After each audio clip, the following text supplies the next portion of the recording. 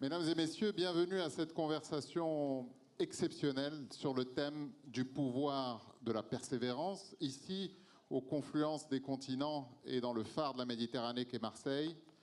La persévérance, comme vous le savez, c'est ce qui permet de franchir les obstacles, de transformer l'impossible en réalité, et surtout, pour paraphraser les mots du très grand poète américain George Marciano, fondateur de la marque Guess, la persévérance, c'est ce qui permet de se coucher avec un rêve et de se réveiller avec une vision.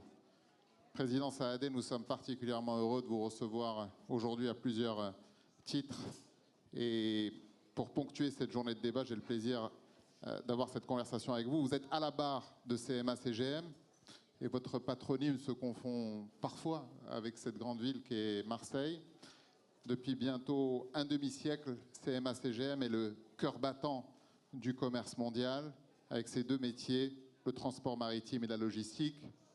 Et sous votre leadership, elle a démontré que la persévérance est vitale pour naviguer à travers les défis économiques, les crises géopolitiques, climatiques, voire sanitaires, mais pas uniquement, parce que vous ambitionnez également d'investir dans un troisième métier, ce pétrole du XXIe siècle, qui est à la fois l'information et la data. Donc nous sommes, Monsieur le Président, un petit peu chez vous, puisque je crois comprendre que vous avez mis votre implication personnelle dans l'organisation de ce Forum Europe-Afrique que vous appelez de vos voeux.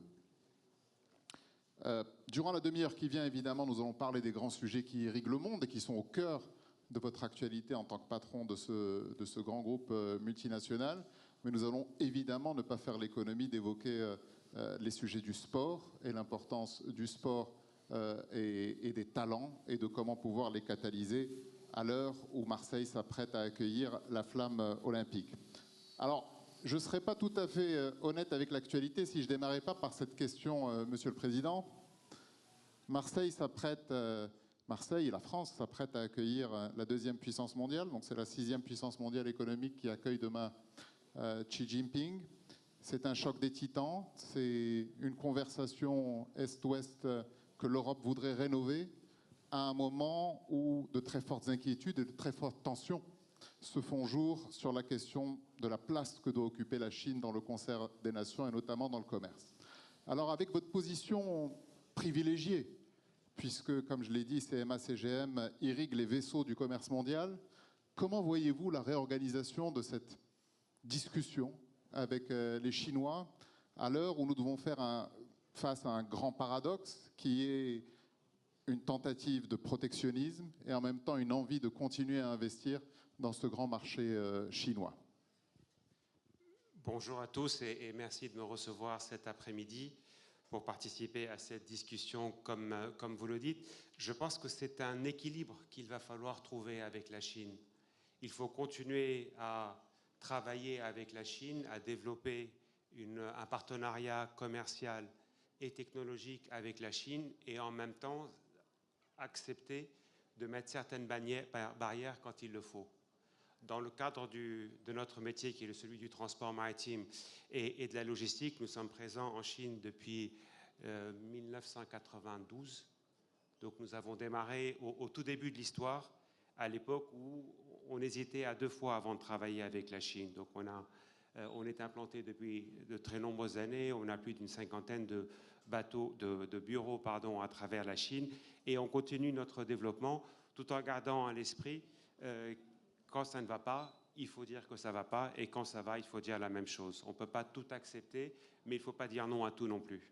Et vous croyez aujourd'hui que le géant chinois est prêt à ce genre de conversation musclée dans lequel on essaye de trouver un point d'entente? Vous avez parlé de rééquilibrage, un point d'entente. Ils sont prêts à accepter aujourd'hui ce dialogue?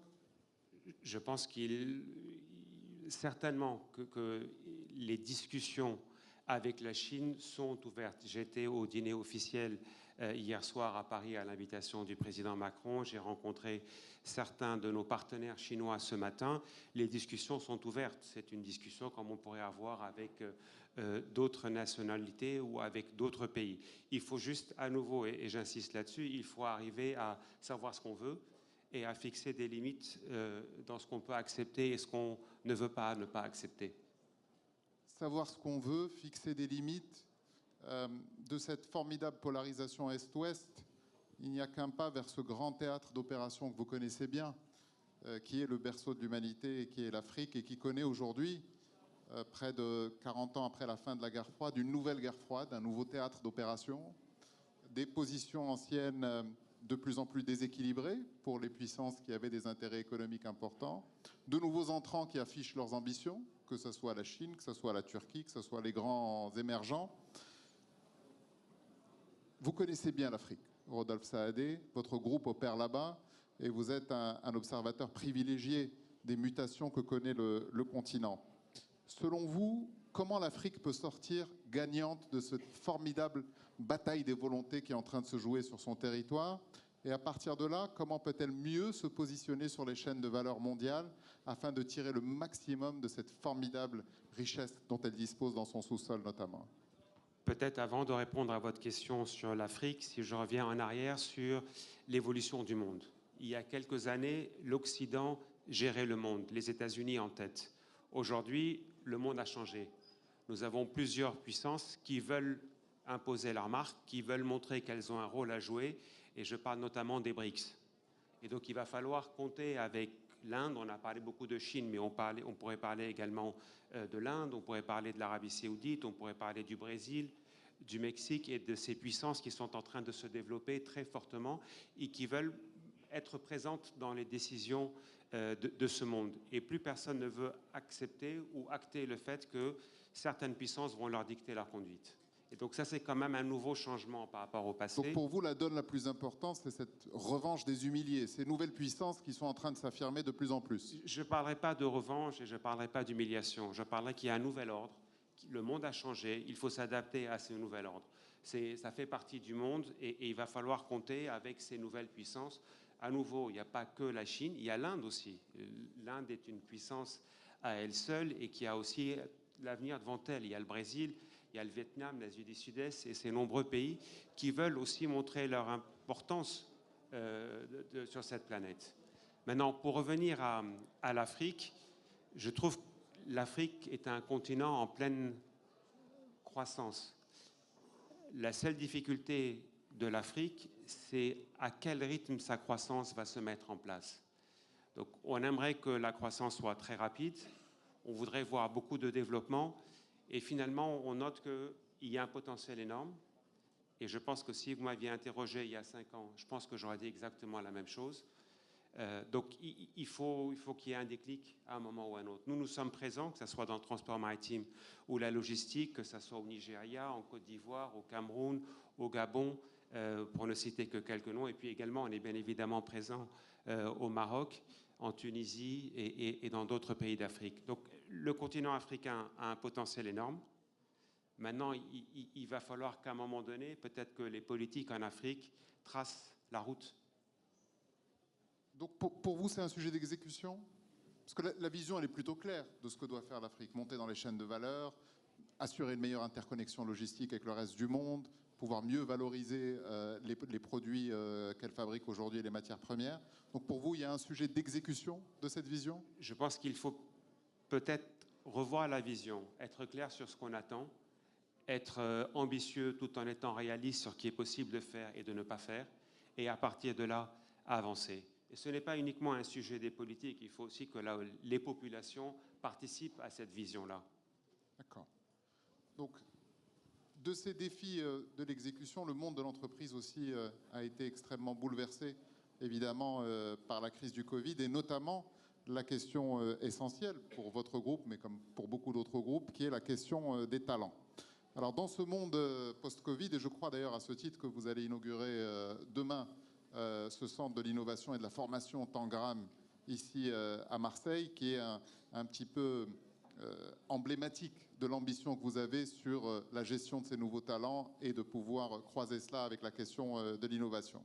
Mais alors, dans votre vision, comment est-ce qu'on fait aujourd'hui, dans ce monde devenu tellement compliqué dans le marché du travail, avec des aspirations divergentes de ces nouveaux entrants sur le marché du travail, comment fait un grand groupe comme CMA-CGM pour organiser à la fois l'attraction de ces talents, leur rétention, et au-delà de CMA-CGM, comment un continent comme l'Afrique peut également, avec son accès limité au capital, pouvoir faire ce fameux leapfrog en matière de formation et faire que les talents qui sont dans le continent restent dans le continent et fassent moins partie de cette fameuse exode des cerveaux.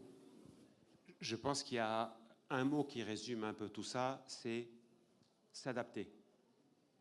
Il faut s'adapter à un monde qui change, à un monde qui évolue, et les entreprises doivent faire en sorte d'aller de l'avant et de ne pas avoir peur de modifier leur comportement quand cela est nécessaire. Au niveau des recrutements, aujourd'hui, au niveau du groupe CMA-CGM, on essaie de faire monter des talents, hommes, femmes, peu importe leur background, mais on essaie de les pousser à prendre davantage de responsabilités. Ça veut dire que vous devenez agnostique sur la question des diplômes? Les diplômes sont moins importants aujourd'hui? J'ai pas dit ça. Les diplômes sont certainement importants, mais une fois que la personne est chez vous, c'est pas son diplôme qui va lui permettre de résoudre certains problèmes. C'est un peu sa manière de penser, sa manière de réfléchir et d'appréhender les difficultés. Le diplôme est très important et évidemment qu'on fait très attention aux diplômes des uns et des autres. Mais une fois qu'on a dit ça, il faut aussi accepter de relever des défis, prendre des risques, être audacieux et ne pas avoir peur de prendre certaines décisions. Et sur l'Afrique, comment est-ce que vous voyez les choses au niveau de la formation? Je crois que votre groupe déjà s'implique beaucoup pour la formation des cadres qui sont en Afrique et qui travaillent avec ou pour CMA-CGM, mais il y a une question d'accès au capital et d'accès évidemment à cette économie de la connaissance. Pour être honnête, on peut faire mieux au niveau de CMA-CGM en Afrique et il faudrait davantage qu'on compte sur les ressources locales. On a tendance à penser qu'en envoyant des expatriés, on réglera mieux certaines problématiques. Je ne le pense pas. Je pense qu'il faut davantage miser sur les compétences locales, les former, leur donner tout ce qu'il faut pour être les managers de demain.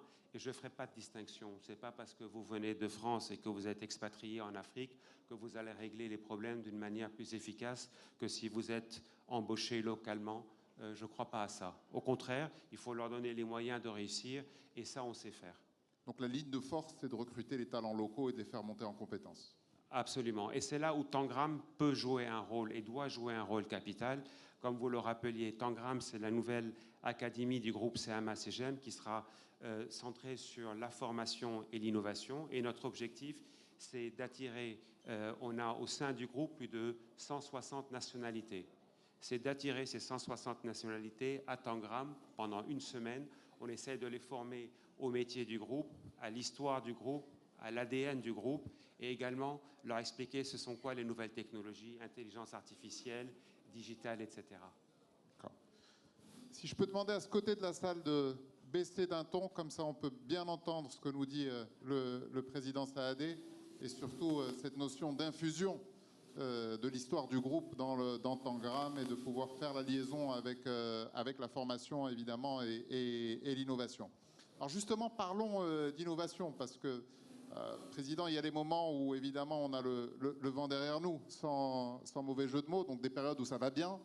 Vous êtes dans une économie éminemment cyclique qui dépend aussi des marchés mondiaux et qui dépend des cours des matières premières, qui dépend évidemment du cours des hydrocarbures.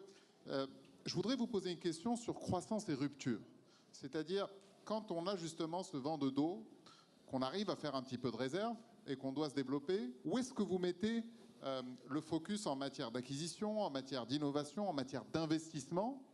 Et la question subsidiaire, c'est aussi comment se fait-il que vous alliez vers ce troisième métier, un métier qui est confronté à des défis très importants, qui est le métier de l'information? Comment est-ce que vous faites la liaison avec ce métier du XXe siècle qui peine encore à trouver sa place au XXIe siècle? Et aussi, comment est-ce que vous arrivez à construire un pont entre ce métier-là et l'intelligence artificielle, où je pense que vous êtes l'un des 3 investisseurs dans cette initiative très ambitieuse de pouvoir avancer sur les métiers de l'intelligence artificielle?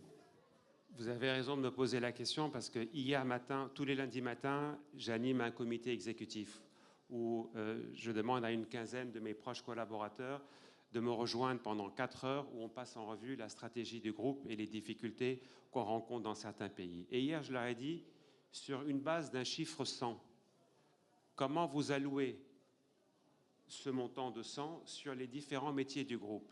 Le shipping, la logistique, les terminaux, les médias.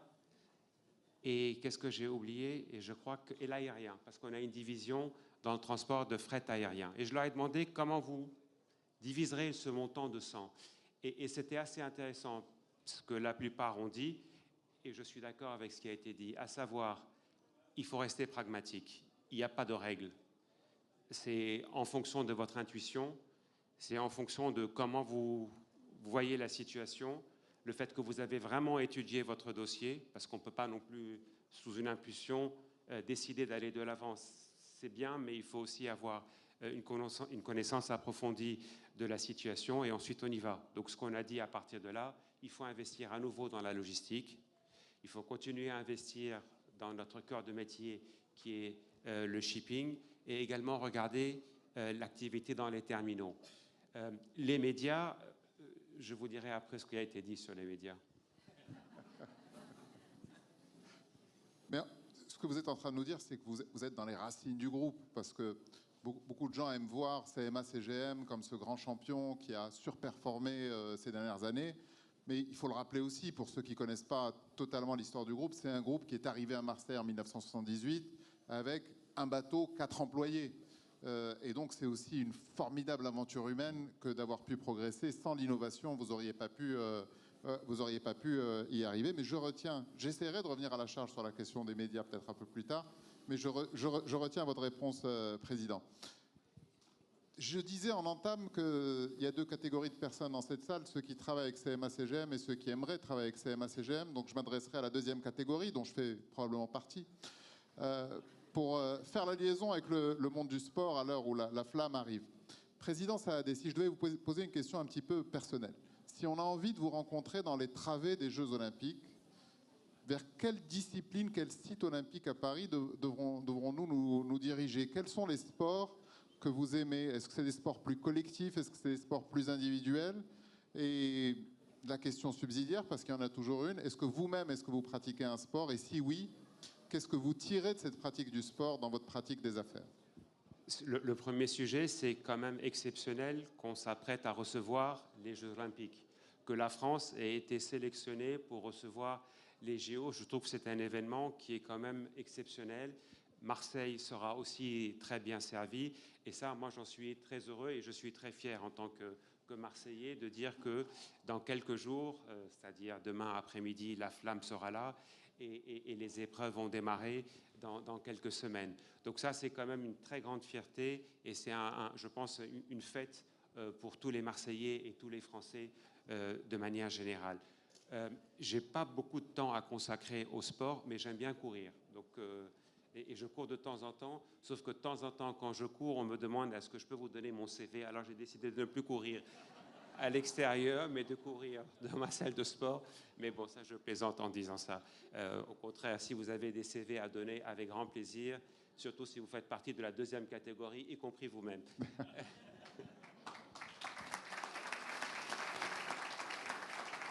Il y a une très bonne méthode, Président. S'il vous reste des stocks de masques du Covid, vous pouvez l'utiliser pendant le jogging. Je pense que ça permettra d'éloigner. Mais sur les sports que vous aimez suivre, même à la télévision, quels sont les sports qui vous font vibrer? Est-ce qu'il y a des compétitions que vous suivez?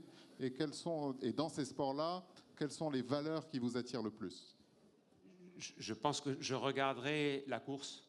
Oui. Parce que je pense que ça va être passionnant de voir la course, de regarder le foot, même si ce n'est pas la même chose qu'un championnat, la natation, l'athlétisme. Je pense que ce n'est pas les épreuves qui vont manquer. Ça va être vraiment quelque chose d'exceptionnel de pouvoir, pendant 2 mois, assister à ces compétitions. Donc moi, je regarderai un peu de tout. Je n'ai pas de préférence particulière, mais je regarderai tout. D'accord. Donc pour ceux qui avaient besoin d'une réponse à la question, je suis désolé, vous devrez prendre le pass le plus cher pour aller aux Jeux Olympiques, car le président Saadé risque d'être dans de multiples sites. Pour conclure cette conversation avec vous, Rodolphe Saadé, il y a un sujet qui est absolument essentiel et pour lequel je pense que vous êtes une des personnes qualifiées pour y répondre. C'est la question du commerce mondial comme élément pacificateur. Il y a 20 ans, Thomas Friedman, dans son livre éponyme « La Terre est plate », annonçait l'avènement de cette mondialisation heureuse dans laquelle les échanges permettaient de hisser les niveaux de vie des populations, permettaient ce dialogue Est-Ouest avec cette formidable machine à fabriquer de l'Asie du Sud-Est et puis ce bassin de consommateurs occidental de plus en plus important et cette Afrique qui était en train de se réveiller.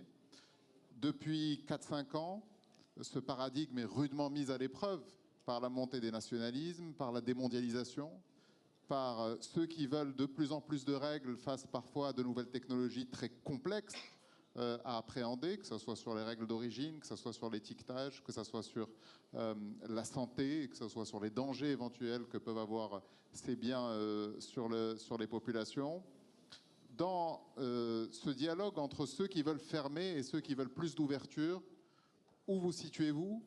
Et partant, j'aimerais vous poser cette question quasiment philosophique.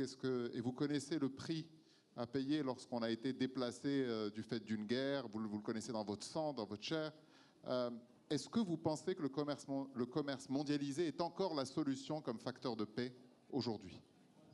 Je vais vous répondre rapidement en vous disant que c'est mon métier, donc bien sûr que j'y crois. La seule chose que je dirais, c'est que la mondialisation, comme on l'a vécu il y a 10-15 ans, n'est plus la même aujourd'hui. Aujourd'hui, il y a des enjeux qui font qu'on est obligé de revoir la mondialisation différemment, à commencer par l'environnement. On a aujourd'hui des enjeux liés à l'environnement qui sont extrêmement importants. Nous, en tant que groupe CMA-CGM, on a décidé d'investir massivement dans un verdissement de notre flotte de navires. On a investi plus de 15 milliards de dollars de prix ces dernières années pour que nos navires puissent être propulsés aux nouvelles énergies. Ça ne veut pas dire qu'on va y arriver en 24 heures. C'est un long processus. Pour l'audience qui est profane, verdir un bateau, c'est quoi? Ça veut dire réduire vos émissions de CO2. Ça veut dire, j'ai souhaité qu'en 2050, on soit carbone zéro, c'est-à-dire qu'on n'émette plus de CO2. Vous allez me dire, c'est quasi impossible.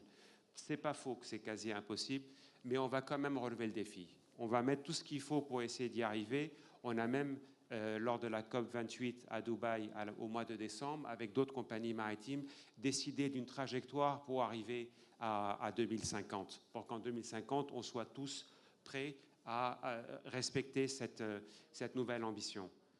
C'est un gros challenge, mais je pense qu'on peut le relever. Donc, la mondialisation a un sujet qui est l'environnement. Il faut à tout prix qu'on fasse attention à nos émissions de CO2 et qu'on essaie de les réduire.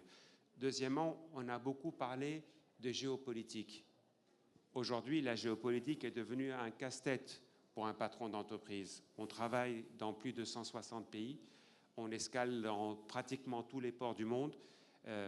Les tensions entre la Chine et les États-Unis sont un problème pour nous. Ce qui se passe aujourd'hui en mer Rouge est un problème pour nous. D'éventuelles tensions entre la Chine et Taïwan peut aussi être un problème. Donc, il faut faire avec. Si on veut être dans le transport maritime, dans les métiers liés à la logistique, il va falloir faire attention à tous ces sujets et essayer de travailler de la manière la plus efficace qui soit. Alors, peut-être un dernier point là-dessus, parce qu'il y a un grand paradoxe. Je comprends le volontarisme sur verdir la flotte, etc., mais il y a un problème de sous-capacité aujourd'hui des ports. Et vous l'avez évoqué dans votre dernier entretien au Monde, il y a des ports aujourd'hui qui sont congestionnés, qui ont besoin de plus de capacité. Si on augmente ces capacités, il va y avoir un impact sur l'environnement. Comment est-ce qu'on réussit à résoudre justement ce paradoxe? Ou vous allez moins acheter, et donc vous allez moins importer, mais ce n'est pas une bonne chose pour nous, parce qu'on a quand même besoin de remplir nos navires. Je pense qu'il y a la possibilité d'augmenter la capacité de certains terminaux. Si on parle du Maroc, il y a différentes possibilités au niveau de Tanger pour pouvoir essayer d'étendre le port de Tanger. Il y a Nador qui est à côté, qui est en train de se développer. Vous avez l'Espagne avec Algeciras qui donne des possibilités également. Je pense qu'on trouve des solutions. Aujourd'hui, ce qui se passe, c'est avec la crise, avec les Houthis, au lieu de passer par le canal de Suez, on est obligé de faire le tour par le Cap. Ça rallonge les voyages de 2 semaines et on se retrouve de manière pas aussi forte que ce qu'on a connu durant le Covid, avec une chaîne logistique qui est complètement disruptée. C'est-à-dire qu'on a des conteneurs qui se retrouvent un peu partout. Donc il faut qu'on fasse attention, mais je dirais, malheureusement ou heureusement, cette situation n'est pas uniquement entre nos mains et j'espère que la situation va s'améliorer en mer Rouge et qu'on pourra reprendre une activité normale, c'est-à-dire repasser par le canal de Suez. Merci, Président Saadé. En tout cas, pour ce qui est entre vos mains, je crois que vous avez donné à l'audience des réponses extrêmement claires sur le cap que vous avez fixé pour votre entreprise. Merci d'avoir été avec nous aujourd'hui. Merci.